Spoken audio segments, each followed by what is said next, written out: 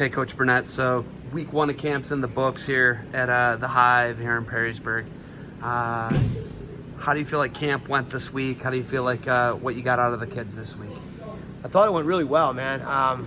We learned a lot. We made some adjustments. You know what I mean? We had some things we had to do at the beginning of the week and we got better. You know what I mean? We got better with it. And the kids were very responsive, just as far as protocol, things like that. So that was big. I thought, as far as wrestling wise, kids worked hard. You got to think about, these guys have been really limited with what they've been able to do, and as far as this spring and summer. So to come in and go twice a day for a couple of hours or whatnot, or once a day or whatever they were doing, it was every day. And they did a great job of just following rules and trying to stay safe. You bring 2 of your guys, 2 of your state champs come in today with Ben Darmstadt, JT Brown, show some technique. I know you're big into that, bringing guys back and that's what you learn, right? Yeah, right. Well, we all learn.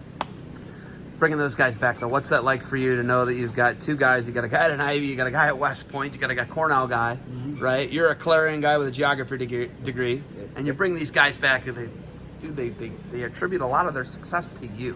What's it like bringing those guys back and having them contribute? Well, it's just great to see them. I mean, they're family. It's great to see them, and the fact that they can come in and they can help kids, and they have an amazing technique, and they know how to teach. And when you teach wrestling moves, you get better, right? So they're both continuing to compete in college. So I think the more they teach, the more they get better as well. It's just an all-around win-win. I get to see the guys that that I spent a lot of time with, and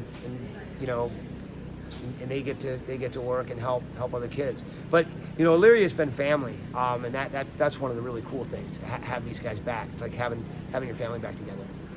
Looking at the precautions this week, over your right shoulder, if you look, it's got the precautions during practice. Right now, your staff is cleaning all the wall mats, the floor mats. They're doing everything.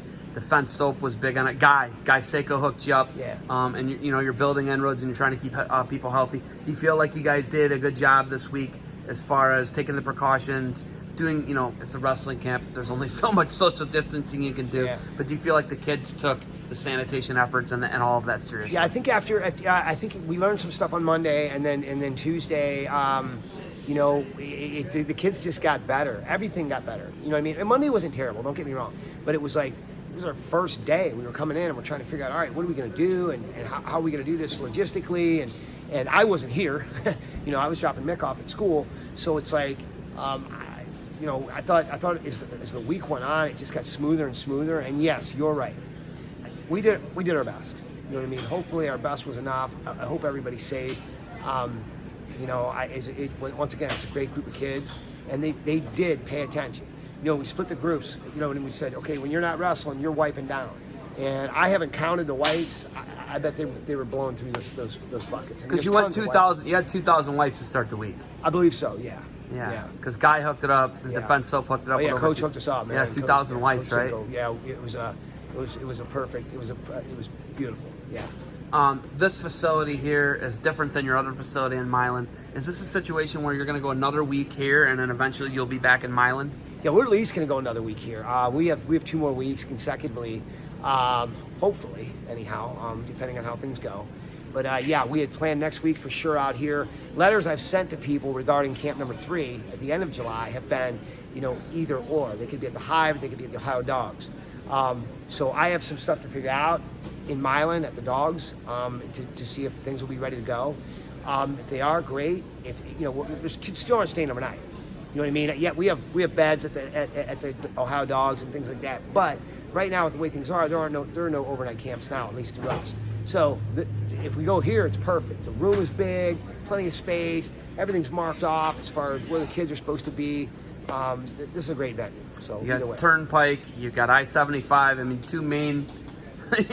Like people could fly into Detroit, they could fly into Cleveland, they could fly into Toledo. This is an easy place to get to. And how great is Perrysburg? I mean, what a great community. Lots of stuff to do, and it's awesome. You know what I mean? I just think. I think my sister-in-law did a great job of helping us get things going here, and Jody Burnett just did a great job, and I think everybody worked together, and it's a great place to have it. Ton of anxiety through people, whether they're going to have contact with other people, things like that.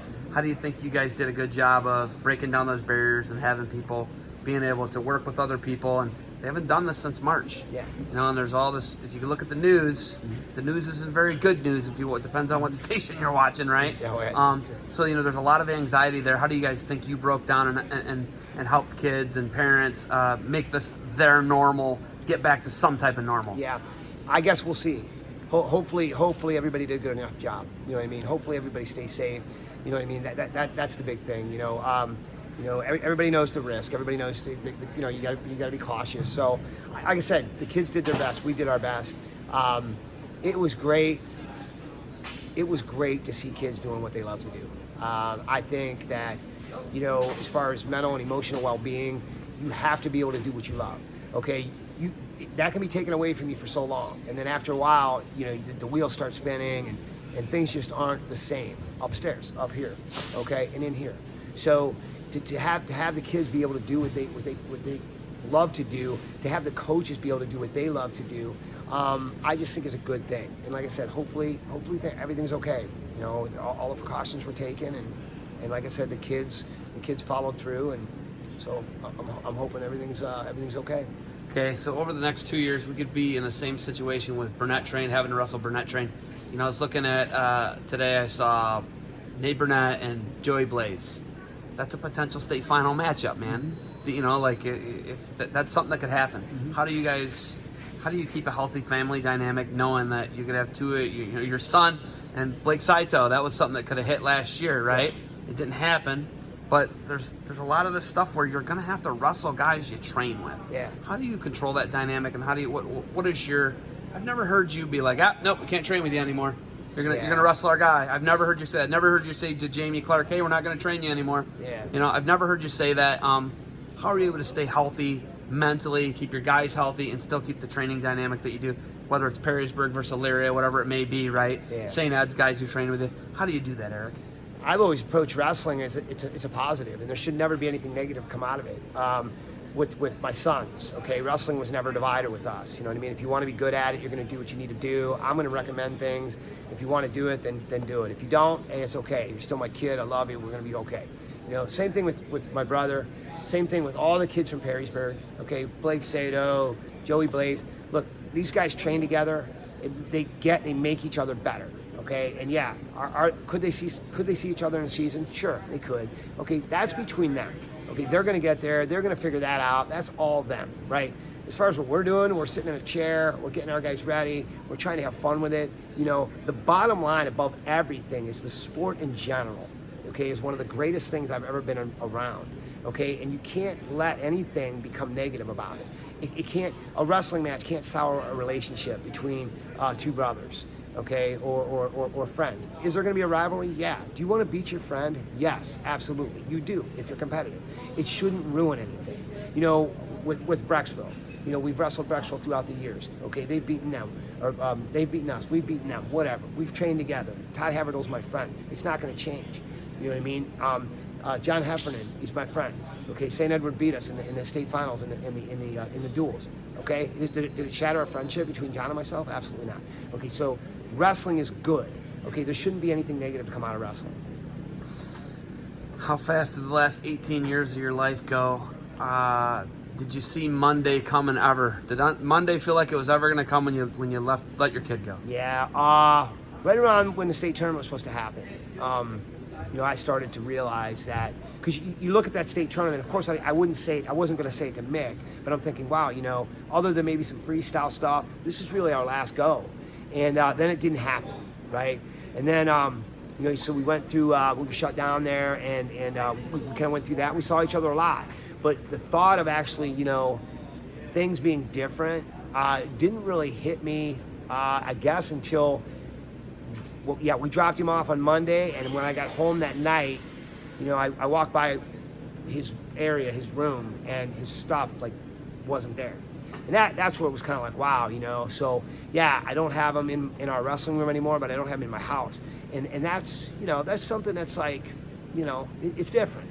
It shouldn't make you sad, though. I'm not telling anybody how to feel about when their son goes to college. It shouldn't make me sad, and it won't, because he's on his journey, and he's 2 hours and 15 minutes away, if that.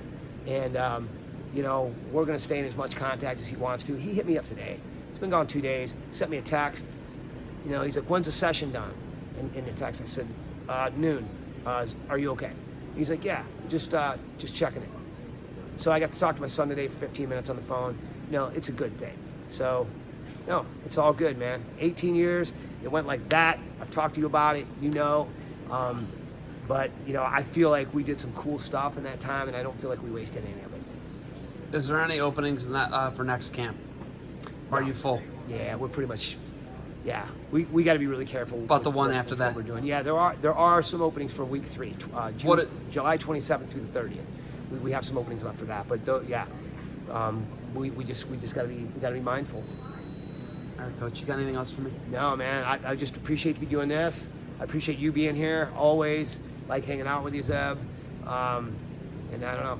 Hopefully everybody stays safe and has some fun this summer. All right, Coach. Thanks for the time. Good luck. We will see you hopefully next week. All right. Right on, man. Thanks.